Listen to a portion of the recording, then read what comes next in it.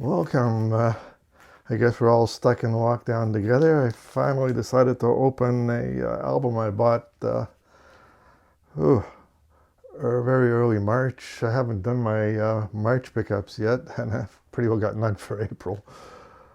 I've sort of avoided opening this album because I've had a few disappointments recently in the past with albums being pre-damaged. So let's get this one open, then I'll talk about the pre-damaged ones.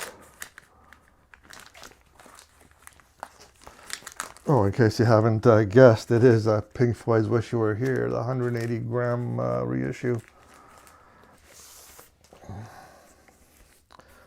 Okay. No fanfare. I'm just going to pop that open.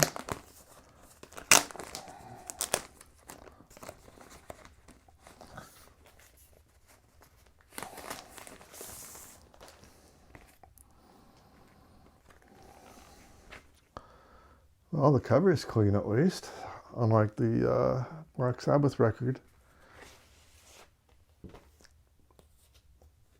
Cardboard inner sleeve.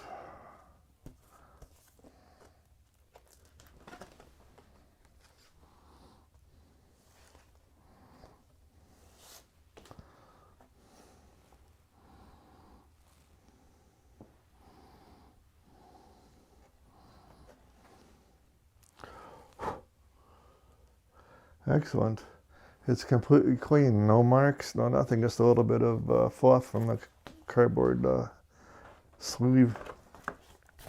Now what I was going on was when I opened the Black Sabbath Master of Reality 180 gram reissue, if you'd remember from that opening, well, here it is if I can actually get it to fill into the video editor. Not only is it black, it's got fingerprints and scuff marks on it. Isn't that amazing for a completely sealed album that to have fingerprints already on it?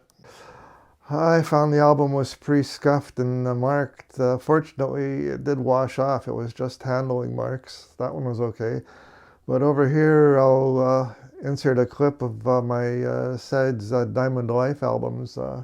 I've been through a few of them, and they've all had warps. I finally got one that's got a warp that the needle doesn't actually fly off the record, so that's the one I'm using, but it's rather disappointing. After that little scuff in the newly opened Black Sabbath album, I guess I'll show you what goes on with my set of albums. I've got two copies of Diamond Life here, and I'll spin you around and let you see what they do on the turntable. Okay, so I'm getting copy one out.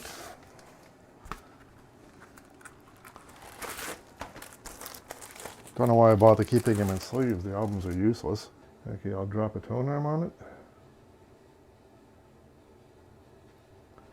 And watch. Boing, boing. The tone arm is actually lifting well, a good eighth of an inch, quarter inch right off the record into the air every time that comes around. The album is basically unplayable. But I went and got another album. Nobody wanted this one back since it was a piece of crap. Let me get the other one out. Now this album is actually almost playable.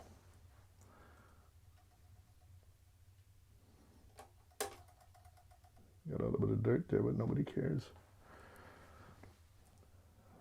Right there, boink, boink, boink. It's got the same warp in the same spot. It's just not as bad as the first copy. This one will play through, although with that warp, I don't know. It does affect the sound a bit. And there have been other albums I've bought recent date that, well, I guess the quality control isn't just what it should be. The albums are coming out scratched, pre-damaged, warped, cracked. I haven't had any cracked ones yet. But I guess that was I guess this is brought on by Frank's channel 33 RPM, where he did an episode recently about finding modern albums coming up pre-damaged.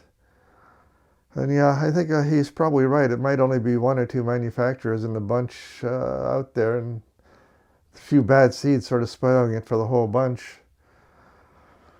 Well, hopefully this album plays as good as it looks, and you're going to get to see it again when I do my get around to doing my March finds. Well, for now, it's so long, bye-bye, and see you around on that tube thing.